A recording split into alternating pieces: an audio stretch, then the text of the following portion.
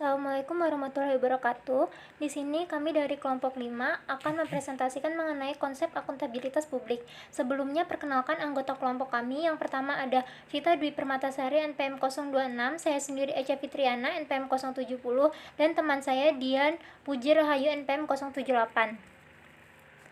Yang pertama di sini ada pengertian akuntabilitas publik, di mana akuntabilitas publik adalah kewajiban pihak pemegang amanah untuk memberikan pertanggungjawaban, menyajikan, melaporkan, dan mengungkapkan segala aktivitas dan kegiatan yang menjadi tanggung jawabnya kepada pihak pemberi amanah yang memiliki hak dan kewenangan untuk meminta pertanggungjawaban tersebut. Di sini, dalam konteks organisasi pemerintah, akuntabilitas publik adalah pemberian informasi dan disclosure atas aktivitas dan kinerja finansial pemerintah kepada pihak-pihak yang berkepentingan dengan laporan tersebut. Di sini, pemerintah baik pusat maupun daerah harus bisa menjadi subjek pemberi informasi dalam rangka pemenuhan hak-hak publik. Dilihat dari segi konsep, di sini konsep akuntabilitas merupakan konsep yang lebih luas dari konsep stewardship, di mana konsep stewardship ini mengacu pada pengelolaan atas suatu aktivitas secara ekonomis dan efisien tanpa dibebani kewajiban untuk melaporkan. Nah, sedangkan konsep akuntabilitas ini mengacu pada pertanggungjawaban oleh seorang steward kepada pemberi tanggung jawab. Lalu di sini ada macam-macam akuntabilitas publik. Di sini akuntabilitas publik terdiri atas dua macam, yaitu yang pertama ada akuntabilitas vertikal dan yang kedua ada akuntabilitas horizontal. Yang pertama, di sini akuntabilitas vertikal merupakan pertanggungjawaban atas pengelolaan dana kepada otoritas yang lebih tinggi. Misalnya, pertanggungjawaban unit-unit kerja kepada pemerintah daerah, pertanggungjawaban pemerintah daerah kepada pemerintah pusat, dan pemerintah pusat kepada MPR.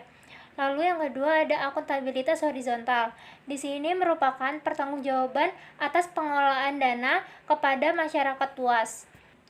Selanjutnya di sini ada 4 dimensi akuntabilitas yang harus dipenuhi oleh organisasi sektor publik menurut Ellsworth tahun 1993. Yang pertama ada akuntabilitas kejujuran dan akuntabilitas hukum. Di sini, akuntabilitas kejujuran terkait dengan penghindaran penyalahgunaan jabatan. Nah, sedangkan akuntabilitas hukum terkait dengan jaminan adanya kepatuhan terhadap hukum dan peraturan lain yang disyaratkan dalam penggunaan sumber daya publik. Lalu, yang kedua ada akuntabilitas proses.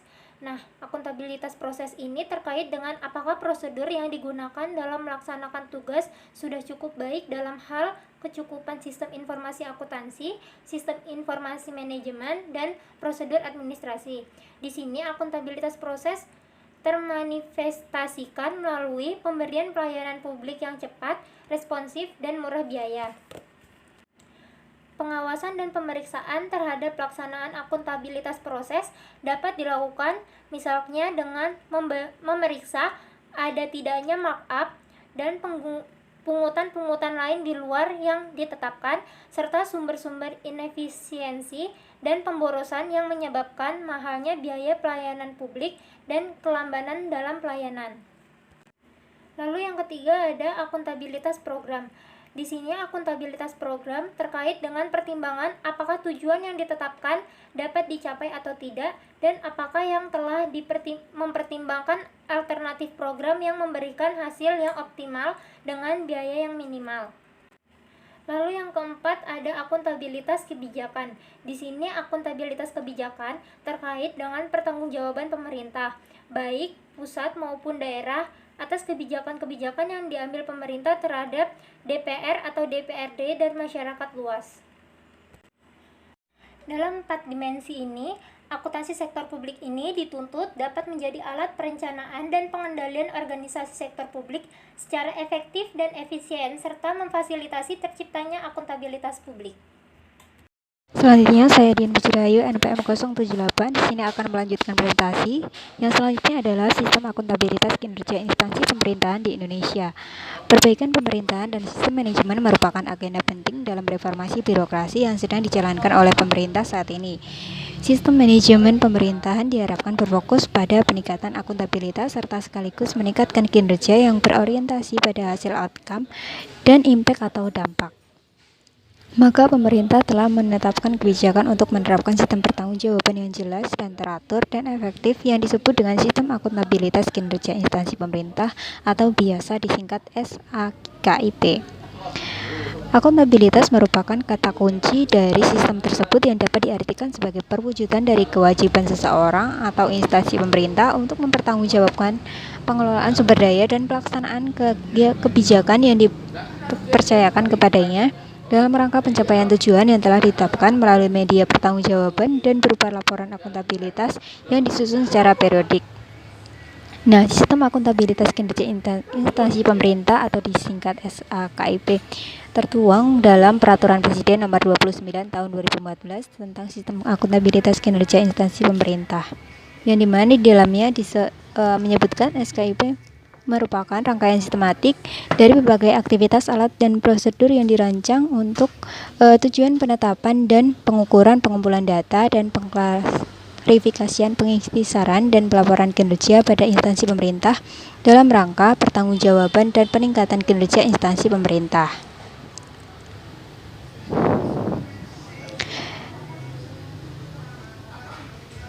Yang selanjutnya, tujuan SAKIP adalah untuk mendorong terciptanya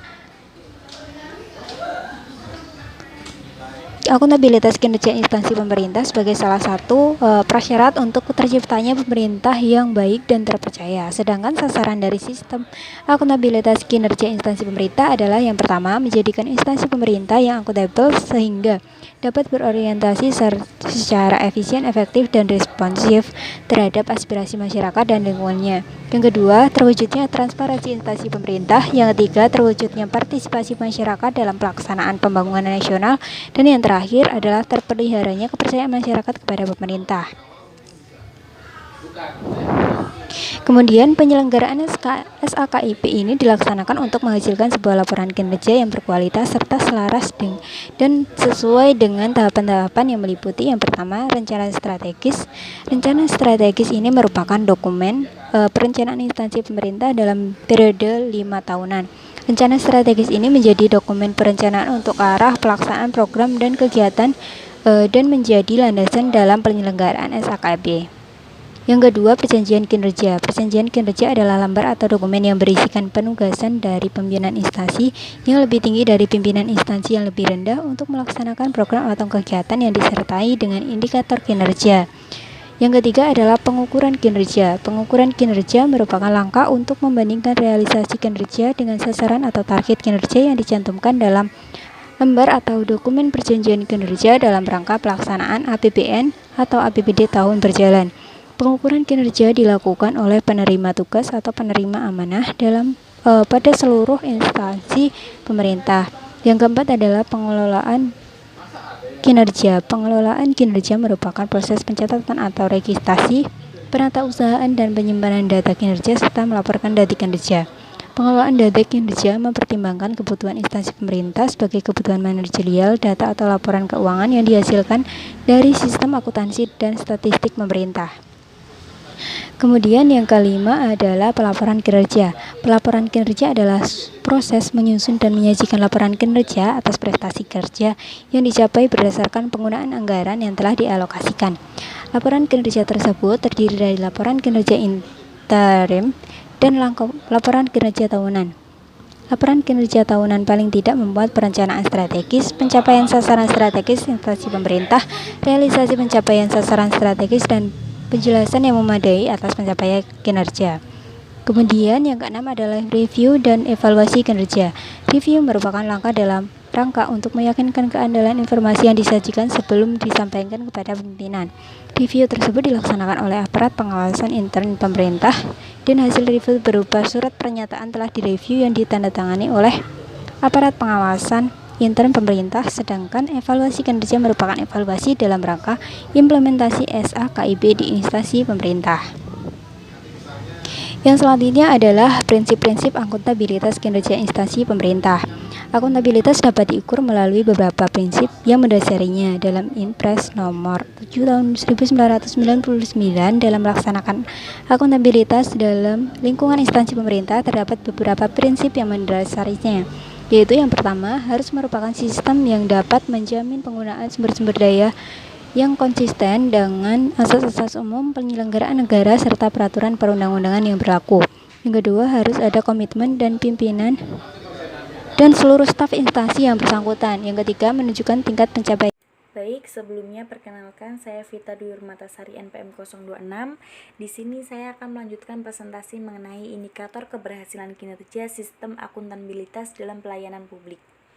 Nah, pada hakikatnya indikator merupakan suatu alat ukur yang digunakan untuk menjelaskan dan memberitahukan mengenai suatu hasil dari aktivitas kegiatan.